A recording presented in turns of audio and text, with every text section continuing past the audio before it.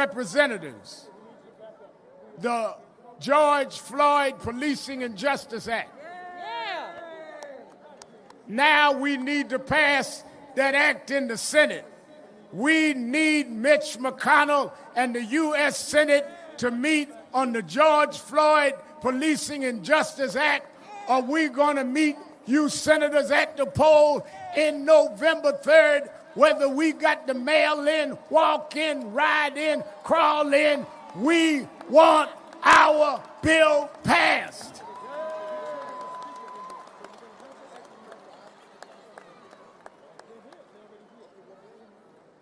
Several weeks ago, John Lewis, an outstanding congressman, made his transition. Last time Martin and I were here, he was with us, John Lewis. He and Reverend Hosea Williams and Amelia Boykin were beaten on the Edmund Pettus Bridge, tear gassed, that led to the Selma to Montgomery March that got us the right to vote. And that right lasted till 2013, when they took and gutted out the middle of that bill, taking away the map. When we come to Washington saying, how do you memorialize John Lewis and allow the bill that he stood for us to die? We want the John Lewis Voting Rights Bill for the Congress. So we didn't just come today to have a show. Demonstration without legislation will not lead to change. We didn't come out and stand in this heat because we didn't have nothing to do. We come to let you know, if we will come out by these numbers in the heat and stand in the heat, that we will stand in the polls all day long.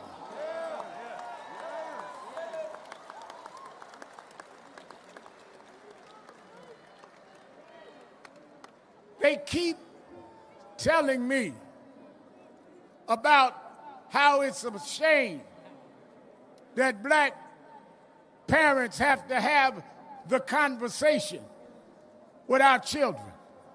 How we have to explain, if a cop stops you, don't reach for the glove compartment. Don't talk back.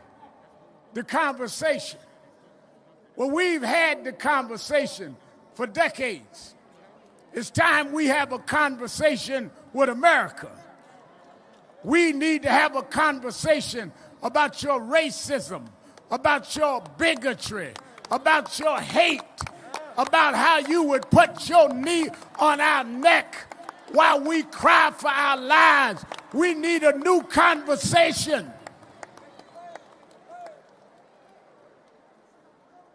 Oh, we didn't come to start trouble, we came to stop trouble. You act like it's no trouble to shoot us in the back. You act like it's no trouble to put a chokehold on us while we scream, I can't breathe 11 times. You act like it's no trouble to hold a man down on the ground until you squeeze the life out of him. It's time for a new conversation. I wondered why. I asked Dr. Dyson, why did they have the march at Lincoln's Memorial? Why didn't they go to the Jefferson Memorial? Why didn't they go to the Washington Monument? And he told me, you got to understand, Reverend Al, 100 years before 63, 1963 was 1863. 1863, Abraham Lincoln signed the Emancipation Proclamation. He promised us full citizenship if we fought to save the Union. He promised us 40 acres and a mule. We never got the full citizenship. We never got the reparations. We come to Lincoln because you promised, Mr. Lincoln, and the promise has been broken. And we come like Dr. King came 57 years ago to say we are tired of broken promises.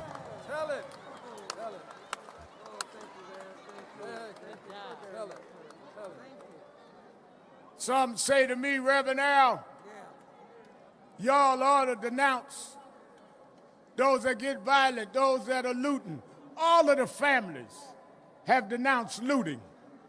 What we haven't heard is you denounce shooting.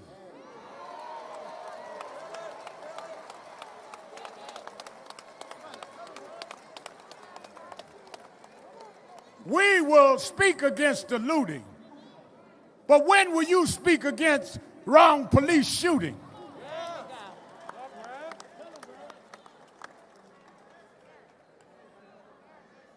I remember Reverend Dr. Y.T. Walker sat Reverend W. Franklin Richardson, who spoke today, and sat us down and said that after the Montgomery boycott and they had gone to Albany, Georgia, and the movement stalled because in Albany they treated them with a certain kindness. They said they wanted to find someone that would demonstrate the raw disregard for rights. And as they did, they went all over the South. And Reverend Fred Shuttlesworth told them to come to Birmingham because there was a police chief there named Bull Connor. And Bull Connor would act in an insensitive and brutal way. Well, in 1963 and 1964, they fought Bull Connor. Here we are in 2020.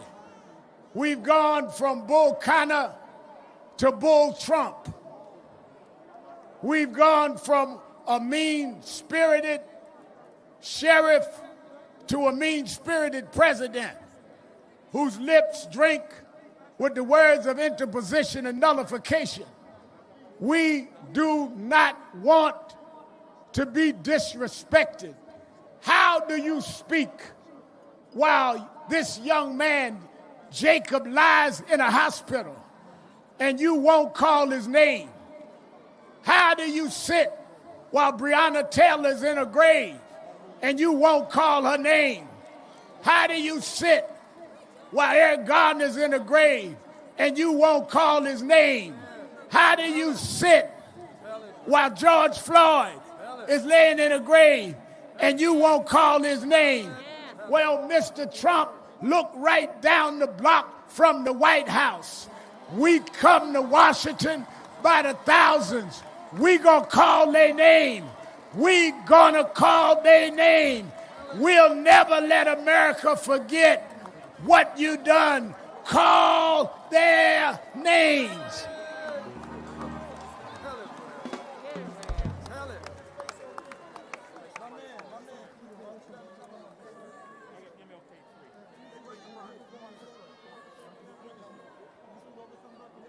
This is the time.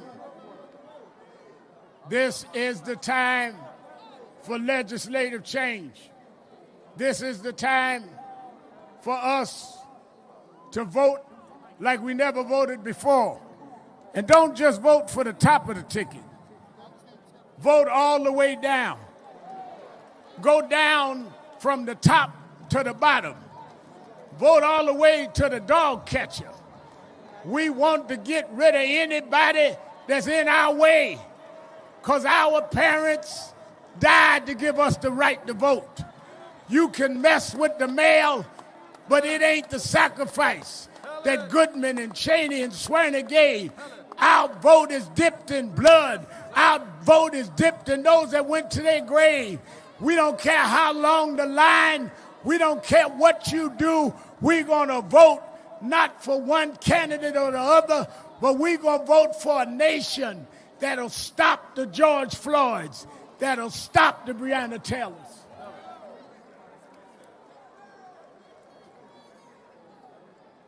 They say when George Zimmerman was acquitted for the murder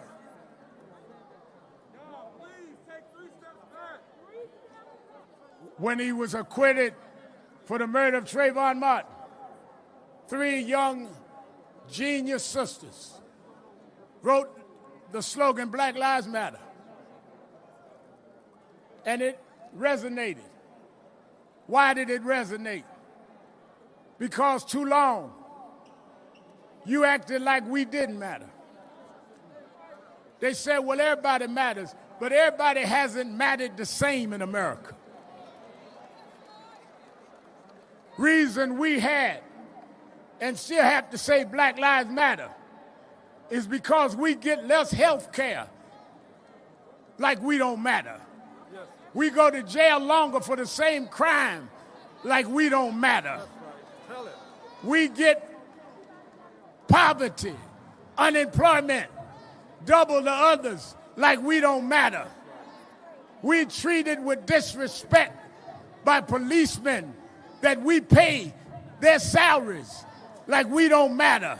So we figured we'd let you know whether we tall or short, fat or skinny, light skin or dark skin. Black lives matter, and we won't stop until it matters to everybody.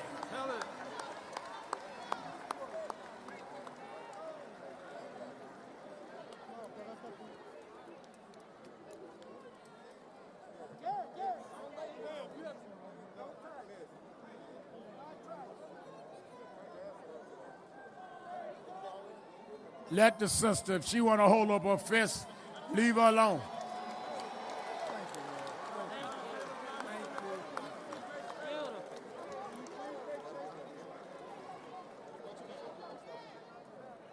Let me say, as we hear from some of the victims, and as we get ready to march over to the King Memorial, 1963, Dr. King talked about he had a dream. Today, we heard from his heir and his son, Martin Luther King III, his beautiful wife, Andrea, and his granddaughter, Yolanda. And they are in the bloodline, the children and grandchildren of the dreamer. But we come in the same spiritual lineage, because I want this country to know that even with your brutality, you can't rob us of our dreams. Your bigotry can't rob us of our dreams, because we've always had to dream beyond our circumstance. We always had the dream of being what we were not allowed to be. We are the dream keepers, which is why we come today black and white and all races and religions and sexual orientations to say this dream is still alive. You might have killed the dreamer, but you can't kill the dream, because truth crushed to earth shall rise again. We gonna rise, never to fall again.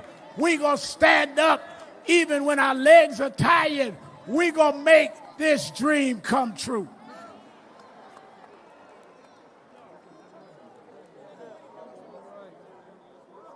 Let me say this.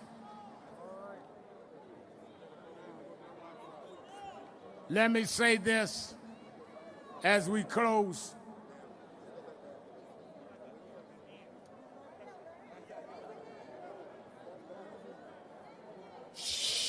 I want everybody to be orderly. Let me say this.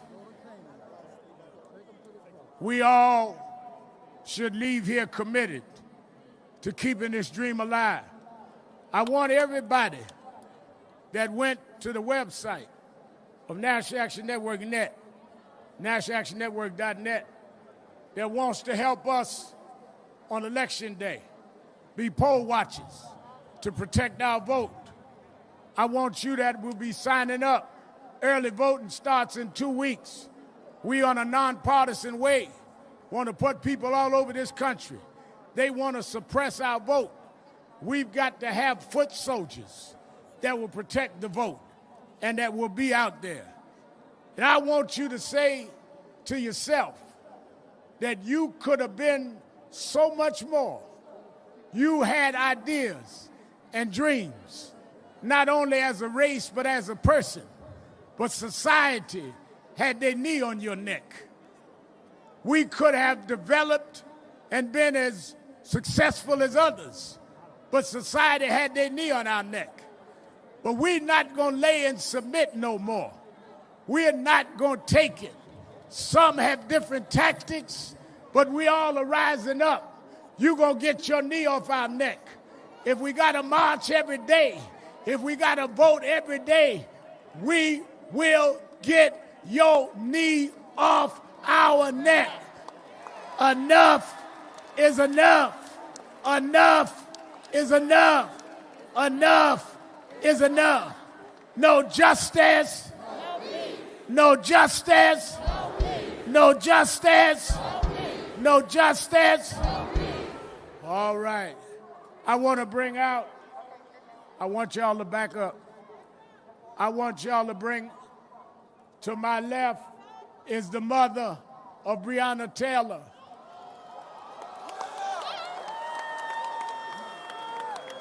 Where the other family? We got them. Where they at? We got our Acevedo family. We got the Blake family. Say her name. Say her name. Say her name. Say her name. Let us hear from Tamika, the mother of Breonna Taylor. Give me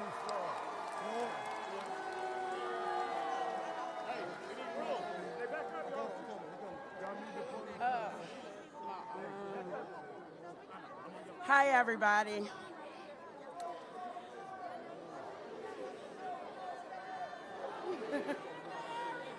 First, I just want to thank everybody who's been in support of getting justice for Breonna Taylor.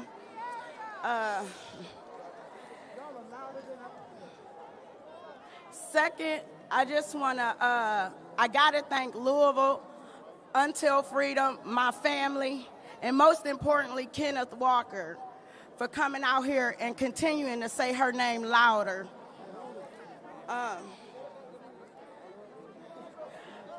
What we need is change, and we're at a point where we can get that change, but we have to stand together. We have to vote.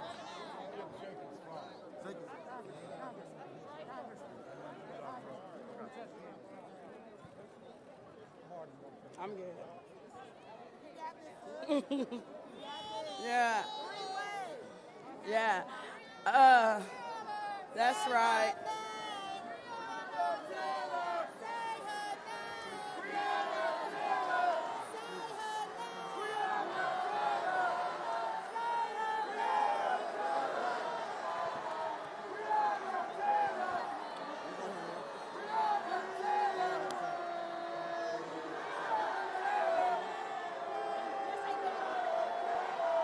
Say her name.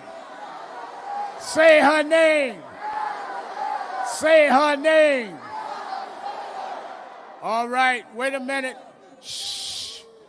I brought Mr. Lincoln all of the broken promises. We all stopped when a man was killed with a knee on his neck, narrated his own death on videotape and didn't know they were recording. But his death has been the impetus of a global movement.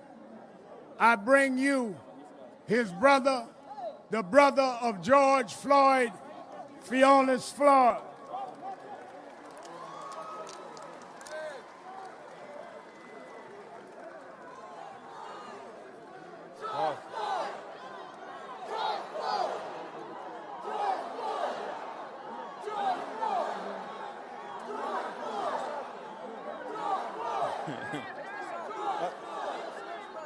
George Floyd. Hey. Man. Hey. Thank y'all. Get my sister Bridget, my attorney Tony Romanucci, my wife Keita, my sister Tanya, my nephew Brandon. Your brother. Okay. All right. I'm so overwhelmed right now with everybody's here right now. Man. No, it's okay. Hey, I wish George were here to see this right now. That's who I'm marching for. I'm marching for George, for Brianna, for Ahmaud, for Jacob, for Pamela Turner, for Michael Brown, Trayvon, and anybody else who lost their lives or are too evil. Man.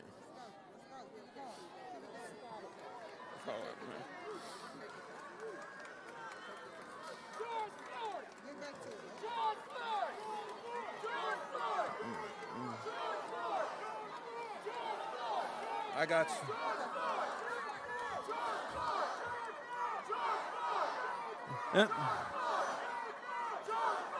It's never been more clear than change right now. It's happening right now because we demand it.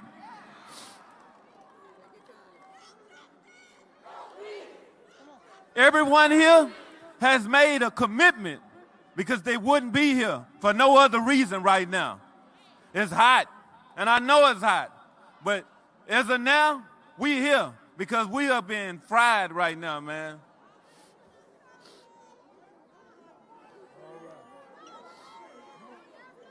Man, Bridget, you good? I'm trying. I'm good. I'm good. I got it. I got it. I got it.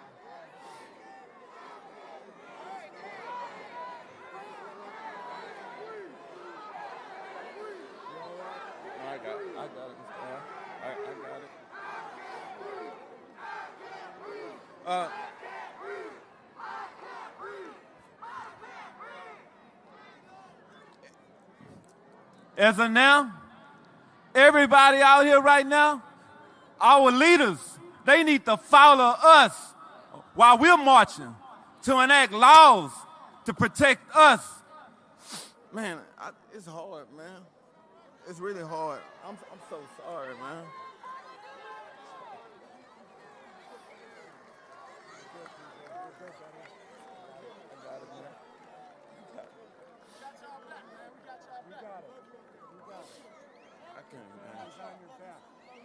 Man.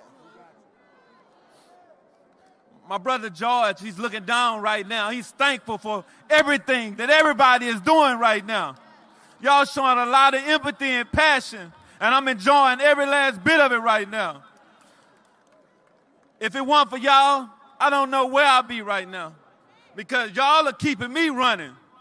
I have to advocate for everybody, man, because right now, Jacob Blake, I'm feeling, it's hard just to talk right now. Shot 7 times, man, with his kids. That's painful.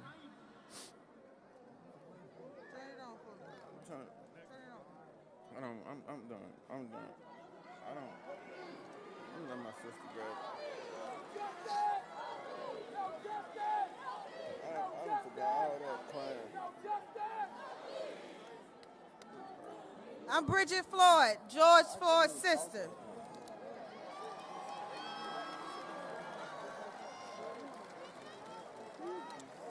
I want you guys to ask yourself right now,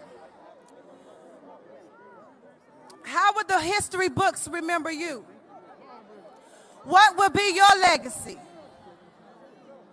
Will your future generations remember you for your complacency, your inaction, Or will they remember you for your empathy, your leadership, your passion for weeding out the injustices and evil in our world? You know, Martin Luther King stood here 57 years ago, and he told the world his dream. But I don't think y'all know that we're here right now and have the power to make it happen. I don't think y'all hear me. But we have to do it together. We have to do it together for our generations to come, our children. My brother cannot be a voice today. We have to be that voice. We have to be the change. And we have to be his legacy. Thank you from the Floyd family.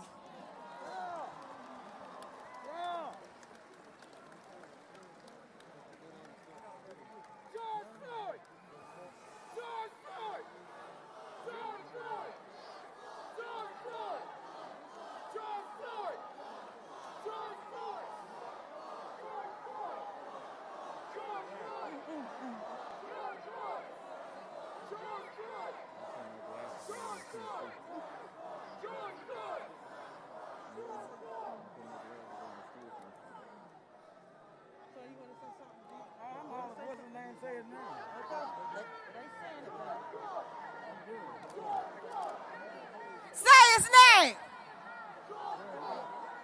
Let's go. We done did our part. Let's go. You got your phone? Let's go. Come on. We going this way? Oh, okay. No, we're going right back behind you. We're going line up. We going this way? No, Quincy. Because we're going to line up for the march.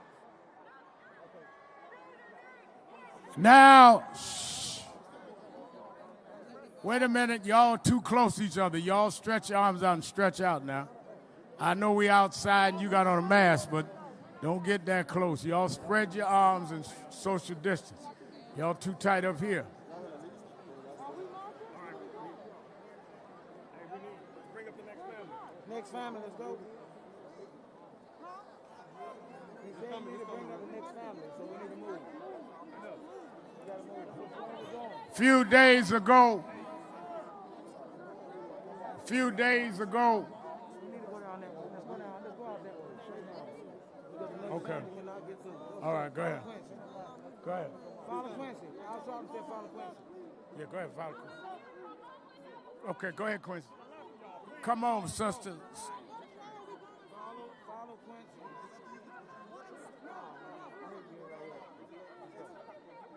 Give a hand to Floyd family as we get ready.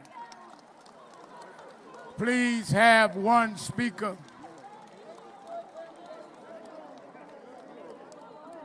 Shh.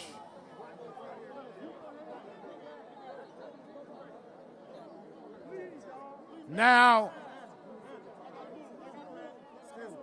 y'all are too loud. Why are you screaming?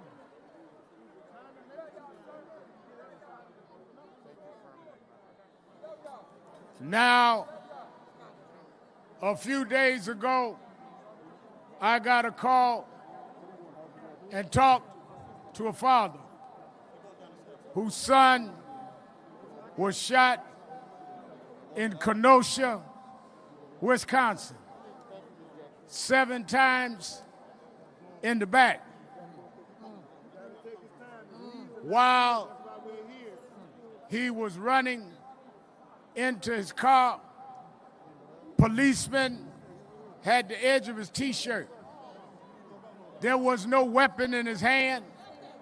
There was no threat to the policeman. By law, a policeman should only use deadly force when they are on a life extenuating circumstance. What could have been the circumstance when a man's running away from you? What could have been the circumstance when a man is trying to get in his car. Now they say they may have found a knife in his car. Well, did they examine the police to see if they had X-ray vision to see through the car door? When he shot him, he didn't know what was in the car. What he knew was that a black man seems to be expendable. And we come to say we are no longer expendable. We are going to demand justice. His mother and father are both here. His mother got a little heat exhaustion and is sitting in the tent. But I bring you the father of this young man who we are all rallying for. This is Jacob's daddy, who said to me, I'm going to fight for my son. I'm going to fight for justice. Let's welcome to the platform, Jacob Sr. Hey, we need to make way.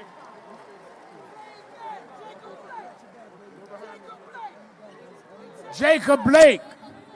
Say his name. Say his name. Say his name.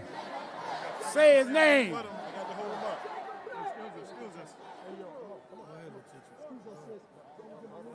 She's going to say something for her mother. His sister's going to first speak for the mother who's here in the tent. America, unapologetically, I am here to tell you in front of the world that you got the right one. God has been prepared me. America, your reality is not real. Catering to your delusions is no longer an option. We will not pretend. We will not be your docile slave. We will not be a footstool to oppression. Most of all, we will not dress up this genocide and boo and call it police brutality. We will only pledge allegiance to the truth. Black America, I hold you accountable. You must stand, you must fight, but not with violence and chaos. With self-love. Learn to love yourself, black people. Unify.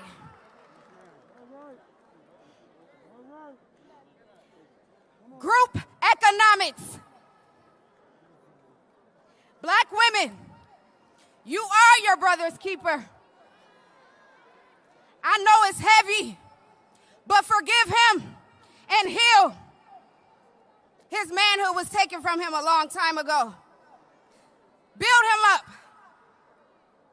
Black children, read, learn, grow, and live, and question everything.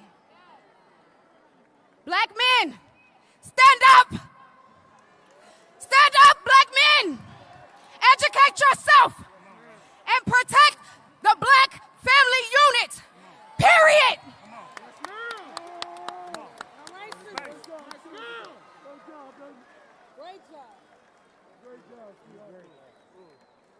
No justice. No justice. No justice. Jacob Blake. Jacob Blake. Jacob Blake. There are two systems of justice in the United States. There's a white system and there's a black system. The black system ain't doing so well. But we're going to stand up. Every black person in the United States is going to stand up.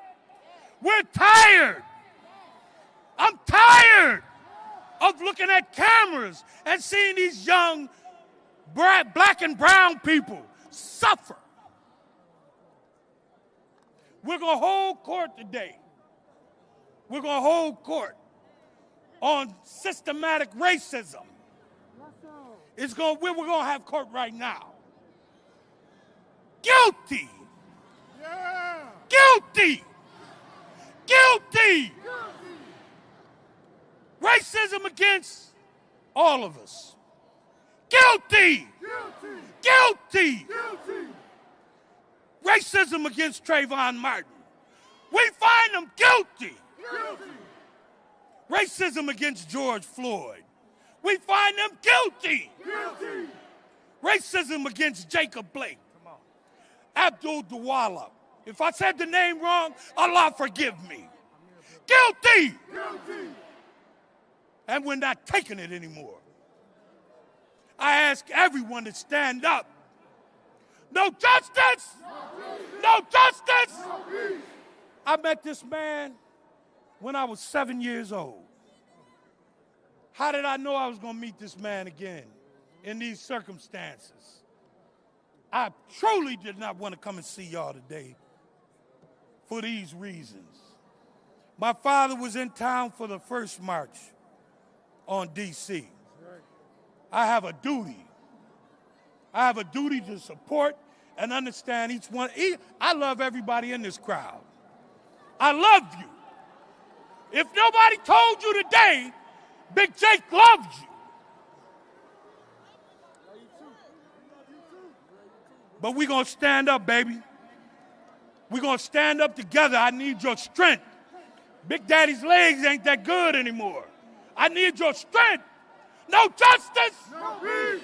No justice. No peace. I love y'all.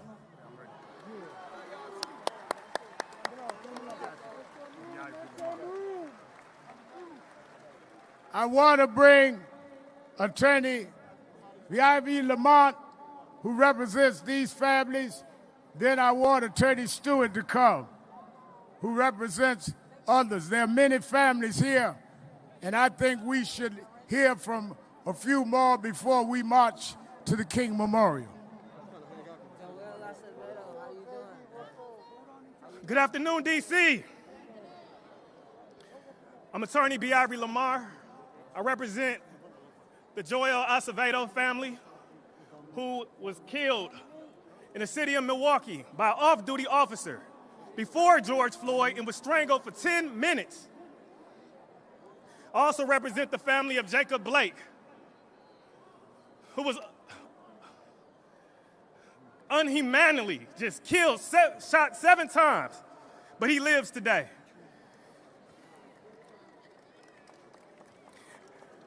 At this time, I want to just thank Reverend L. Sharpton and the National Action Network for having this event here today, because action is what we're here for.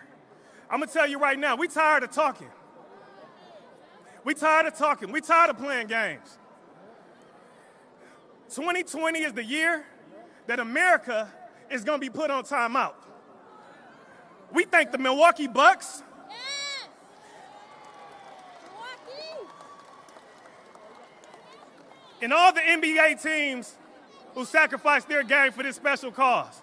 We thank the Major League Baseball. We thank all the actors, entertainers, celebrities across this country who utilize their platform for justice.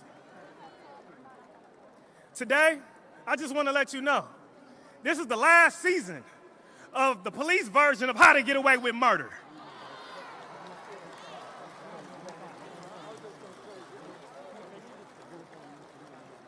We know your playbook. We know your plays. Step 1, claim that you in fear. Find an object or an action and say that you in fear so that you can justify killing a black or brown person. Step 2, assassinate that black or brown person. And then step 3, you assassinate his character. Then after you get to step 4, you delay your investigation. You exaggerate it. You got the video that takes 20 seconds to watch, but you take 2, 3, 4, 5, 6 months to say you're still investigating. And then when you call an uproar around our community, then you attack our protesters that are gathering peacefully and take any extreme and use tear gas against them. I want to let you know, we're here today because the game is over.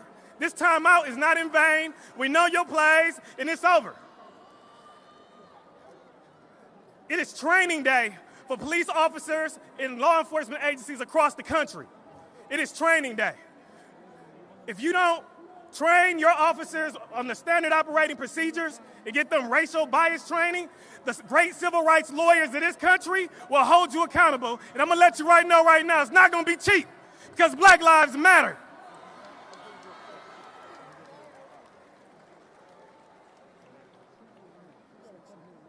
I want to thank you right now all across this country for standing up for justice, standing up for this very important cause. The time is now to take change, and we're not going to stop until we get it.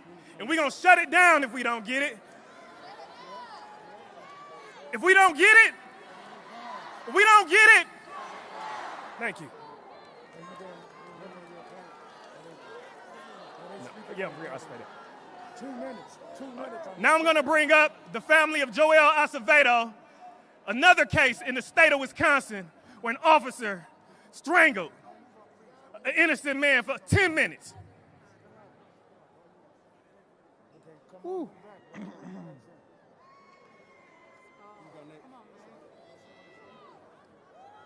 Let us free. We need to be free. We are free people. I come down here to let everyone know, and let these governments know as well, that we have rights. And if there's not going to be no justice, there's never going to be no peace. I love this. This is what God wants our brothers and sisters to stand in one and unity with the Hispanics, Asians, every different nationality that is standing for right. Joel Acevedo did not deserve to die. He was my son, invited to a police party where there was drugs and alcohol. The city of Milwaukee's been hiding this case. They choked him for over 10 minutes into the officer's house, Michael Mattioli, along with his 2 accomplices that they want to use as witnesses, Andrew Joukowsky and Eric. Mr. Peterson, I tell you right now, America, wake up, because you're going to get a rude awakening. And we come against you, Satan, in the name of Jesus Christ. We stand for what's right. Thank you. I love you all. As we bring on Attorney Stewart and the family of Ahmaud Arbery, hold it. We're trying to get everybody in. As we get the next set of family members to come forward and then prepare to march to the King Memorial. Many athletes and artists have stood for justice. One of them said, "I'm coming to sing for the family." May we hear from internationally acclaimed artist B.B. Winans.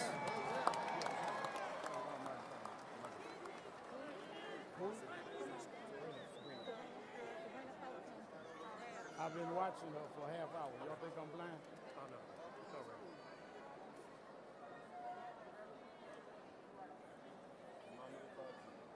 right. No justice!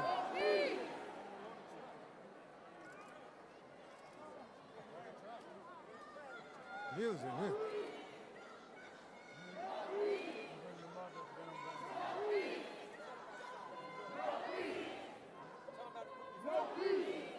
This song I wrote after the death of Freddie Gray.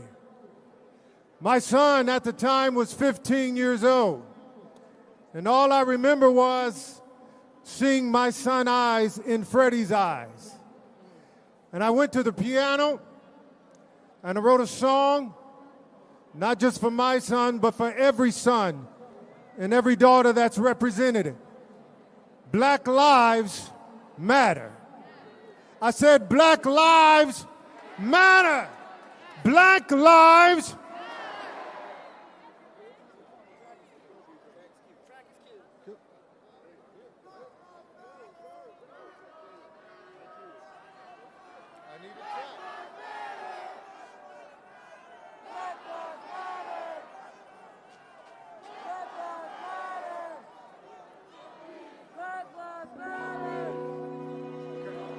tomorrow hope to see his eyes looking back at me with that smile, his possibilities and our plans don't take away from me. With your hands at night I close my eyes and I pray, Lord, cover him with love and your grace. How can you know his heart, my friend, when already judged him by his skin? See, it's the right to live that we're after.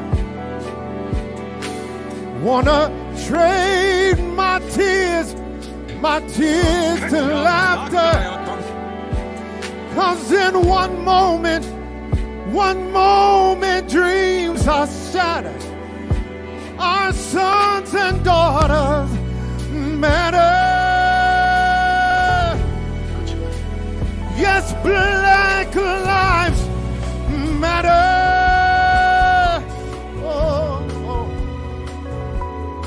So let my words resound clear, with hands lifted high and revered urgently.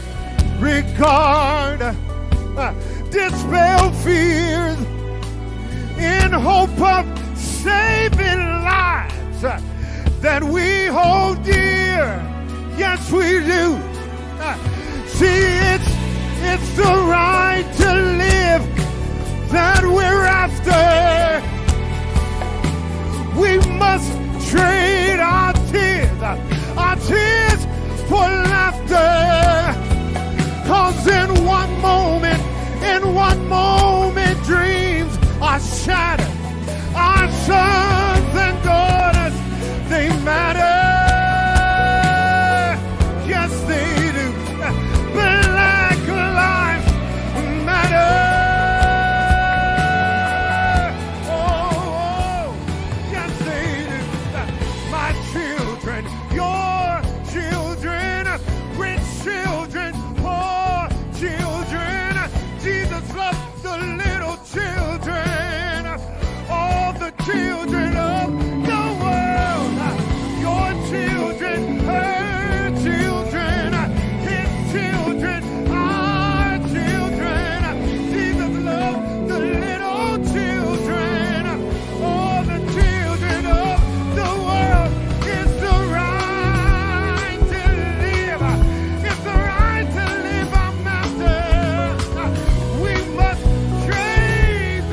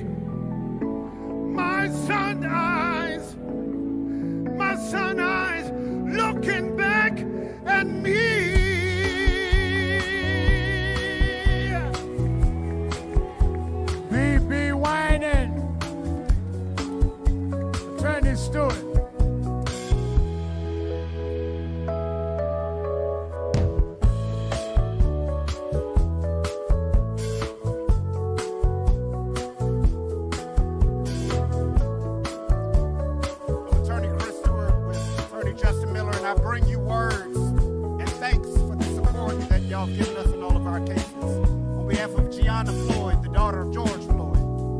On behalf of Rashard Brooks, and Tamika Brooks is in the crowd. On behalf of Walter Scott and Holton Sterling, and all of the other names, the support is because of the community here, because of Rev, because of Garrett, because of Ben Crump, because of all of the people that are standing up and fighting. 57 years ago, we were standing right here, trying to fight poverty and oppression. That illness has not changed. There has been no vaccine for racism. There's been no quarantine for police brutality. And that's what we're here for today, because we're all the cure. All of these families up here, their children are not victims. They're the vaccine. Thank you for your support. Continue to fight, because without you, we're nothing. Let us hear. Attorney Merritt is bringing the mother, the sister of Botham John, killed by a policewoman who said she thought it was her house. Let us hear from his